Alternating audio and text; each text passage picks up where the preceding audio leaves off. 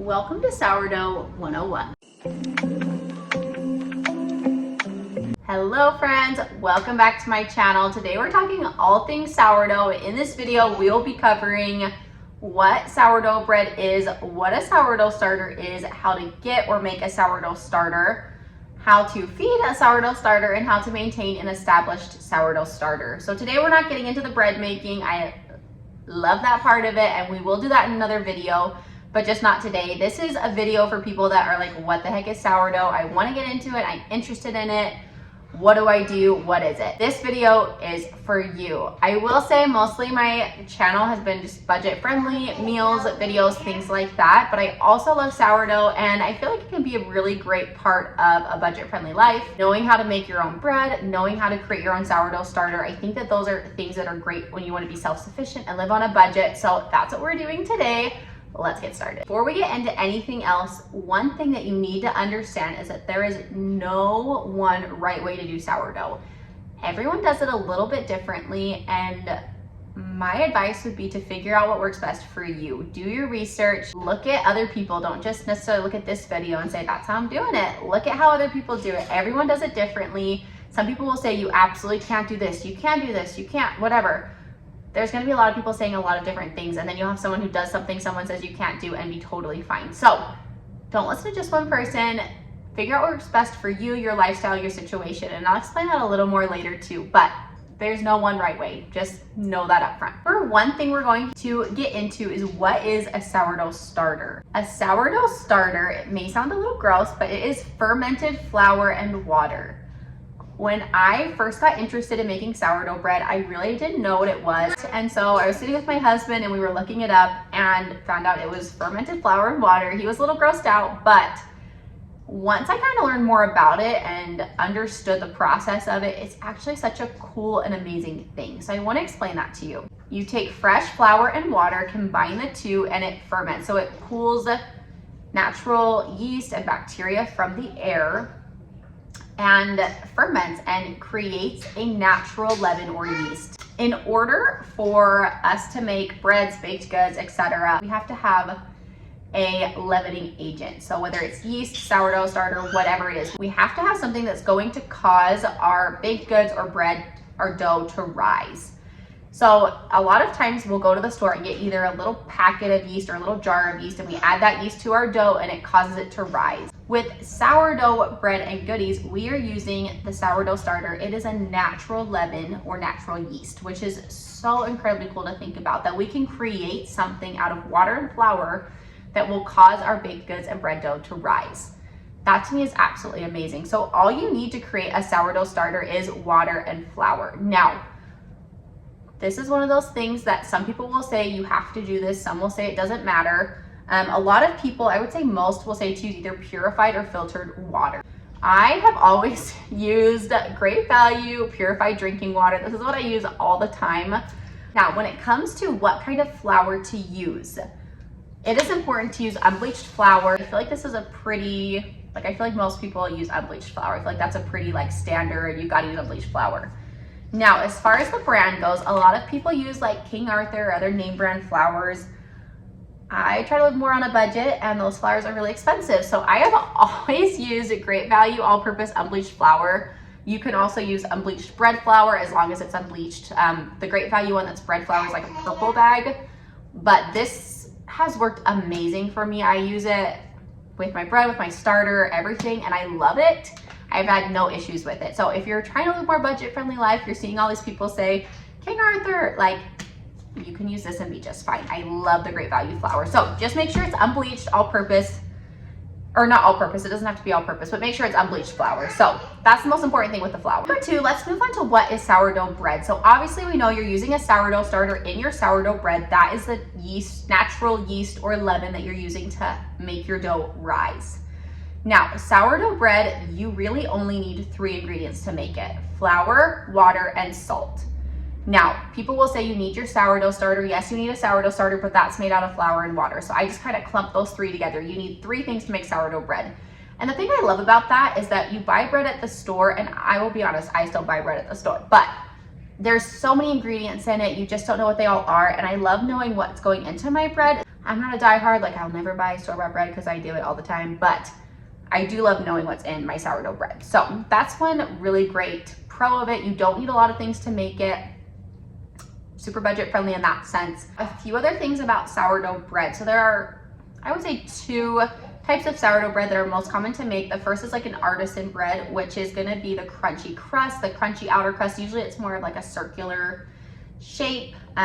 You make it in a Dutch oven. It's super yummy, delicious. Or there's also sandwich sourdough bread, which is just like a regular loaf. You can make it in a loaf pan.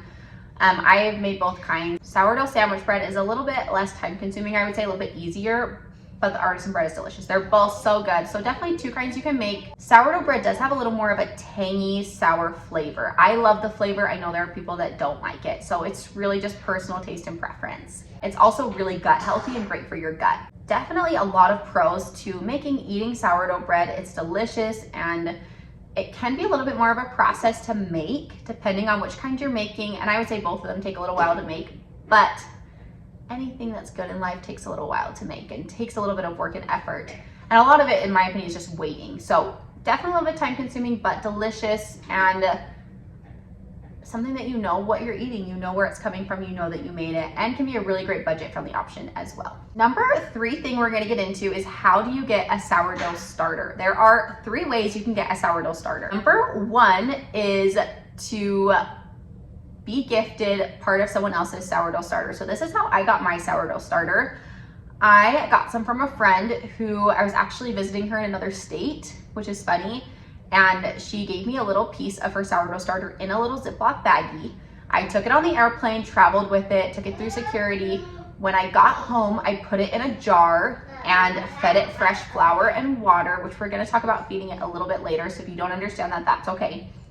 I fed the starter and it rose, and I had my own sourdough starter. So number 1, you can get a little piece from a friend and feed it yourself, and it becomes your own sourdough starter. Number 2 is to get a little packet of dehydrated sourdough starter. A lot of people sell these on Etsy. Online, you can get a little packet of it. They're not super expensive. And you take this little packet of dehydrated sourdough starter, put it in a jar, add water, and then you'll add fresh flour eventually, and it will grow and rise, and you'll have a great sourdough starter. So that's another great option, an easier option than number 3.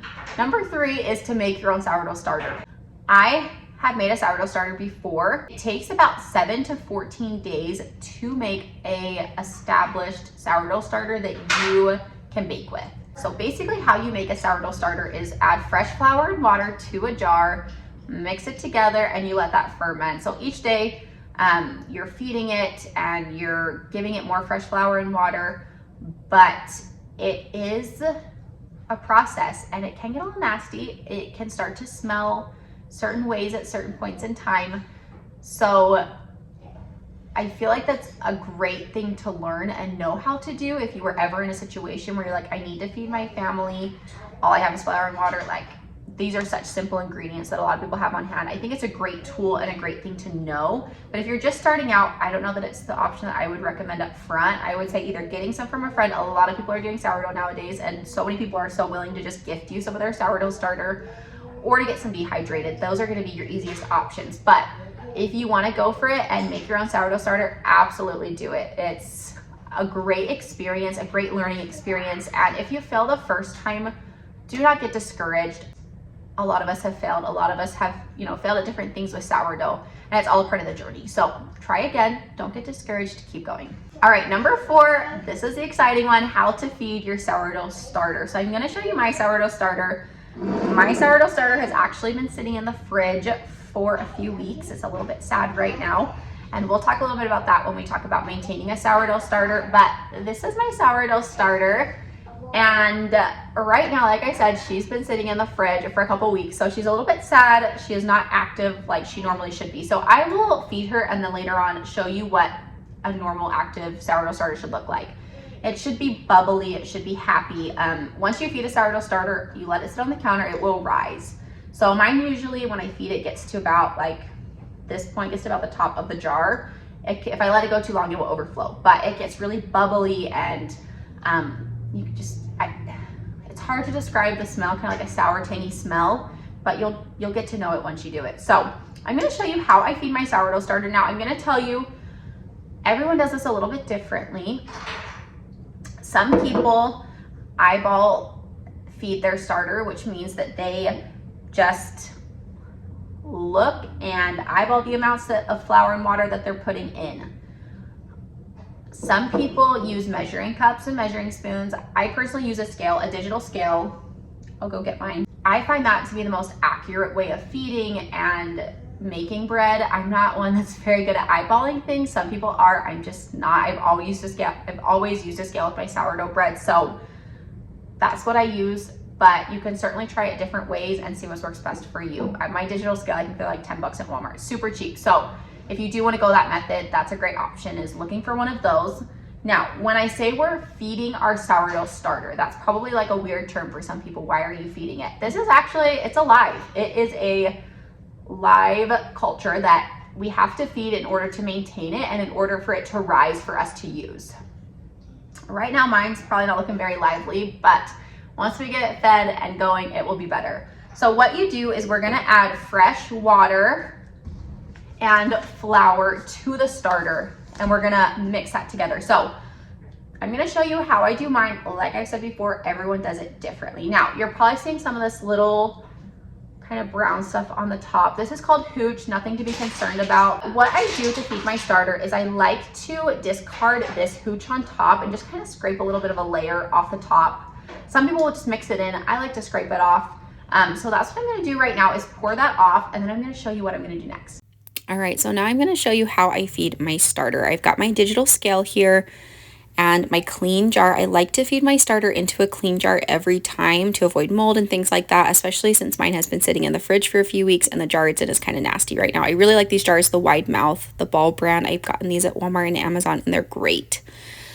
Now, when I say we are feeding our starter, that means that we are feeding our already established starter, feeding, or you could say giving, our already established starter fresh water and flour to help it rise and become a leavening agent. So what I'm doing is sticking my clean jar on the scale, and I'm going to zero that out to get everything exact. And now I'm going to add in the water. I feed my starter on a 1:5:5 ratio. So here I'm adding 200 grams of the water, and then I'm going to add 40 grams of starter. So that 1:5:5 ratio, the first number is the amount of starter you add. So my 1 is 40 grams of starter. Now my next 5 and 5 are the 200 grams of water, and I'm also going to add 200 grams of flour. So I added my starter into the water, the 40 grams of starter into the 200 grams of water, and I'm going to give that a good stir. Now some people will tell you not to use metal utensils, to use a wooden stick like this, but I've always used a metal knife and been just fine. So I'm going to stir these two together to get them incorporated and mixed together. And then I'm going to set this back down, zero it out again, and add 200 grams of the unbleached flour. So like I said, 1:5:5 ratio is what I feed mine on. The most common are 1:1:1, 1:2:2, and 1:5:5. So some people might feed theirs 60 grams of starter, 60 grams of water, and 60 grams of flour. And the ratio that you're using just depends and will determine how quickly your starter rises. So where I'm feeding mine a little bit more, it will rise slower than if I fed on a 1:1:1 ratio, for example. And you can start out with like a 1:1:1 and then kind of figure things out as you go. I've always fed mine on a 1:5:5 because that's how I personally learned, but you may learn differently or decide you like something different. So now now that I've fed my starter, I mixed everything together, made sure all the sides were scraped down, and we want to make sure we have a muffin batter consistency. I'm placing this lid on top of the starter. I'm not going to screw it on, I'm just going to place it on top. And I'm going to set this on my counter. And what we want is for this to at least double in size. Now you're saying, how do I know that it's doubled in size? You can either mark it or stick a rubber band around the jar where the starter is at, and then you'll be able to tell when it has at least doubled in size. And when it's at least doubled in size, and there's a little dome on the top, you know it's at peak and it's ready to bake with. All right, I want to talk about one more thing in regards to feeding your sourdough starter, and that is the importance of discarding part of your sourdough starter every time you feed it. Now, what I mean when I say discard part of your sourdough starter is you are getting rid of part of your established sourdough starter before you feed it, every single time you feed it. So there's a few different ways you can do this. You can, for example, the way I feed my sourdough starter is I feed into a clean jar every time. So I take part of my established sourdough starter and put it into a jar with fresh water and flour, and it grows, it rises. So what's left in that jar that I haven't used is considered discard. Or some people, they use the same jar every time. Maybe they leave it sitting on their counter and they feed into that same jar. They, before they feed into it, are getting rid of part of it.